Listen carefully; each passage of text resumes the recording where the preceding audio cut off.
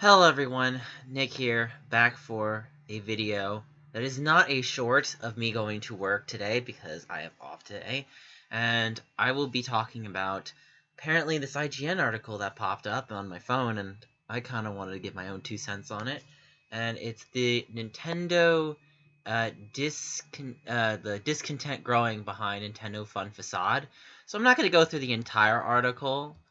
Uh, so, uh, yeah, this is interesting. So we go in depth on the frustration.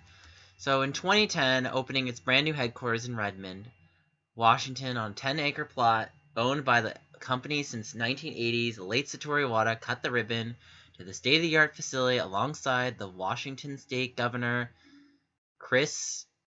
I'm not even gonna try to pronounce it. Gregoire. We'll call him that. Gregoire.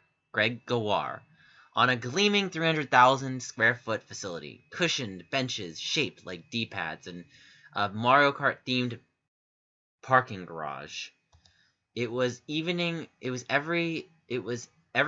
Nintendo fan could imagine, right down to the main boardroom being known as the Master Sword. Across the way, past a soccer post of the sort one, former warehouse that houses a hodgepodge of departments ranging from data science to product testing and development. In the same harkenings back to the days of Nintendo America, was simply an arcade distributor operating out of New Jersey, which is my home state, by the way. The warehouse doors are still visible, and the freight elevator near the front desk will sometimes get stuck open and make loud grinding noises, while Nintendo has spruced up the decoration with some Mario-themed diagrams. It's otherwise a nondescript work area with an atmosphere akin to a library. So, yeah, with the software that just looks like running on Windows XP, and a date that dates back to the 90s. Okay. So secrecy, constant software crashes, and the ever needed for translation of messages from the Japanese frequently slows work to a crawl. Yeah. A large percent of the workers inhabiting the buildings are contractors, many of whom increasingly see themselves as second-class citizens with no hope of earning one of the coveted red badges that can grant them unfettered access to the building just across the way. So, that is the Nintendo America headquarters. Red badges and blue badgers.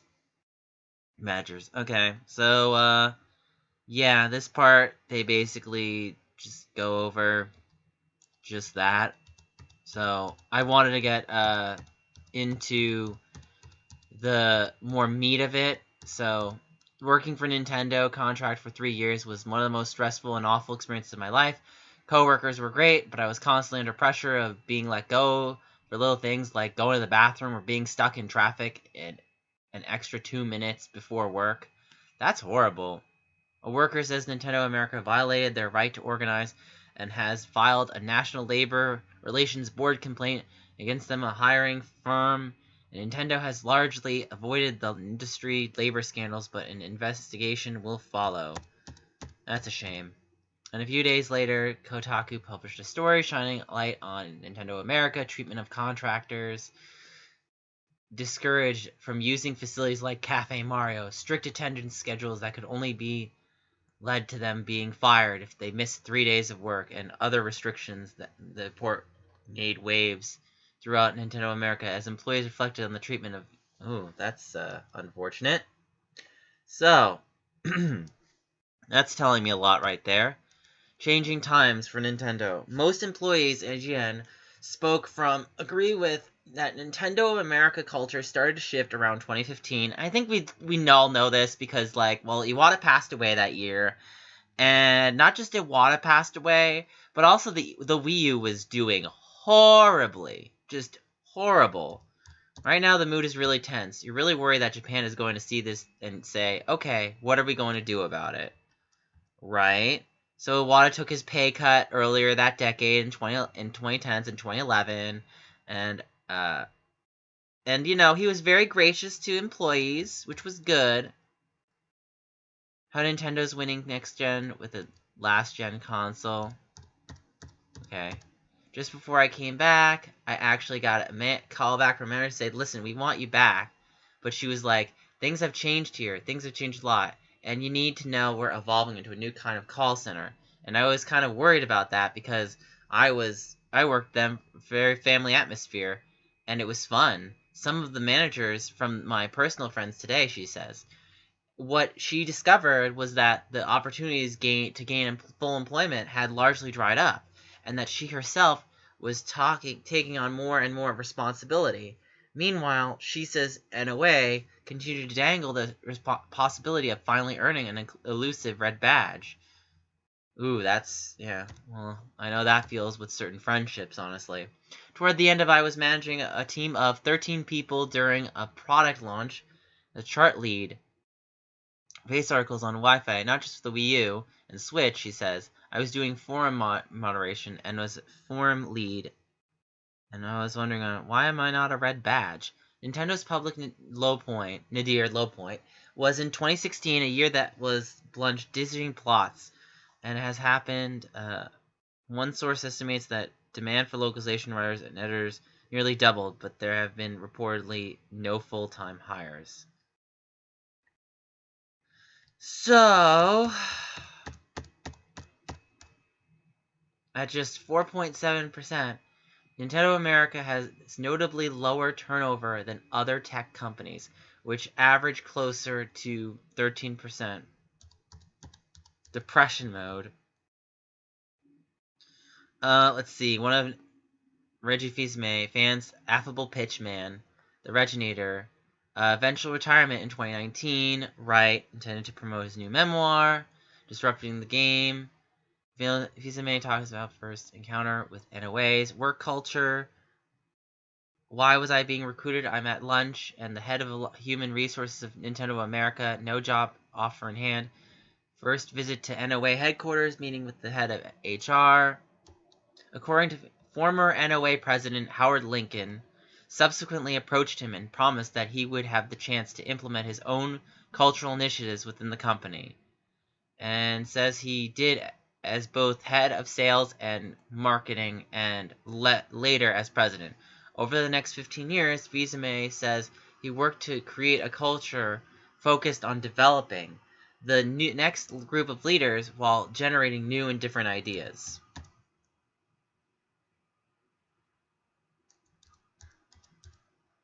Okay, asked for the reaction to the controversy surrounding NOA's handling of contractors. A lot of them started as contract employees 10 to 15, 20 years ago. So it always been a positive part of the culture to recruit in the very best of the contract employment. Okay. So I really wanted to get to the end part. So, setting foot in Nintendo's glittering headquarters to travel in groups through the main lobby or staying too long in Cafe Mario. Honestly, I wish I could go to Cafe Mario. That looks so cool. So, has lost its luster like Nintendo's mobile games, which had been steadily shuttered as the company has moved in other directions. Even successful games like Fire Emblem Heroes suffer from this, with writers being expected to research characters via fan wikis due to an overall lack of documentation. Ooh, that's bad. While there are copy editors on hand to enforce style and consistency, to the B team that much more acute. Ooh, yeah, that reflects. Silicon Valley's dirty secret report attempts and quitting time. Nintendo America suddenly closed its satellite offices in California and Toronto. Employees in California were told that they were needed to rally around. Actually, I should probably. Around. The sense that I got was then Nintendo closed the Redwood City office. You can stay in California. You have to move here or leave. So we obviously know that if they close, that Krista and Kit, that they left, which is unfortunate. But I mean, if I'm giving my own 2 cents on this portion, which nothing against Kit and Krista, I prefer Nintendo Week over Nintendo Minute. That being said, like they still contributed a important part of like how to present games and how like games were seen. So, and plus I cannot disagree that probably my favorite was the 2018 one with PAX West, because that was just great. That was just fantastic. So, anyway, Jen had been forced to return home due to the death of her sister, leading the interviewer to tell her that she had attendance issues. Okay. So, correction, Jen was forced to return home due to the death of her sister, not her mother. Yeah, so they checked on that. So, but anyway, she realized, and that's what frustrated me in the end. She says, "I didn't know I was on the Death Planet until I left Death Planet. We loved working there. We were just so being exploited. We really didn't realize it until we left. At Nintendo, I did it out of passion and a love of the product, and there's a lot of line out the door who will do exactly that for dog food, and that's the sad part. They know that if you complain and you don't want to be there, they can let you go and hire someone else." And honestly, that's a lot of jobs. Like, I'm not gonna lie, like a lot of jobs are like that. If you complain and you don't want to be there, like that's just like honestly, that's just work culture in general. And honestly, I don't think it's I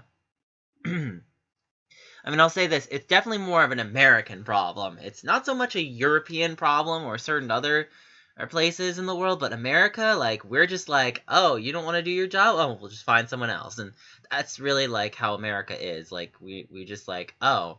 And even how, like, YouTube, like, you know, if someone probably didn't want to make certain content on the platform, there's always someone else ready to make content. And, I kind of will get into that in a certain video tomorrow with a certain content creator who I used to be friends with, but I will get into that later.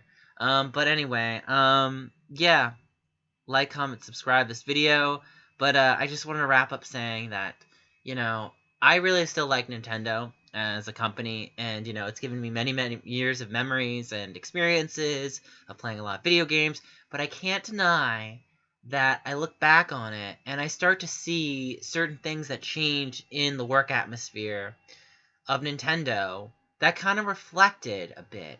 And it's really sad because I still like Nintendo. I still would stand by Nintendo.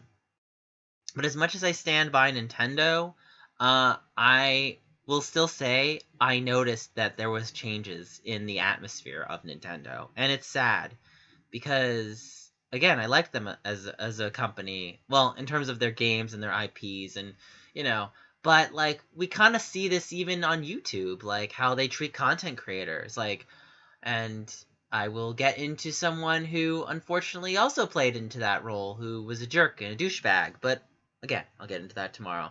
And most people watching that channel already know who the person is. But yeah. But anyway, you know, like, I'll just never forget when they unrolled their content creator program, and then I stupidly listened to some person who was friends with at the time, and then I got completely reamed of all my content, and it was just like, whoa. And you know, I mean, as much as I like, and it does play into Street Pass a bit, because I did like doing the Street Pass group stuff a lot. It was a lot of fun. Like, I can't, like, if you told me, if you were like, you had a time machine, and you're like, here's 2010, and redo your Street Pass content all over again, and make it better, and I'm like, hell yeah, I'm on board. But, you know, unless that, you know, maybe Nintendo, would bring Street Pass into the future console, hopefully, I would hope, like, if they do another handheld, like, I really didn't understand why the Switch lacked on that, because it was really a good, implementation feature. Granted, like, I think they could have done a better job, because, like, you do have to go through lots of, like, lobbying of friends. Like, if you're at a convention center and you're getting constant Street Pass tags, like, you have to go through one after the other after the other. It can be, you have to be very, like, thrifty and snappy, otherwise, like, by the time you blink, it's already done with. And, you know, it's not an easy thing to do, but, you know, at the same time, it's like, you have all these, like, countries and people from countries, it's like having a passport system, almost. And it was really cool. It was really cool to see other people that you could connect to that played Nintendo games with you. But anyway, I digress. So, but anyway, my point being is that I do agree with this article, and it's sad that Nintendo has really changed as a company. And I think it's just, you know, like, it shows that at the end of the day, companies just want to make a buck. So, and just like similar to someone who I will talk about tomorrow, unfortunately. So, yeah. So, like, comment, subscribe, and I'll see you guys later.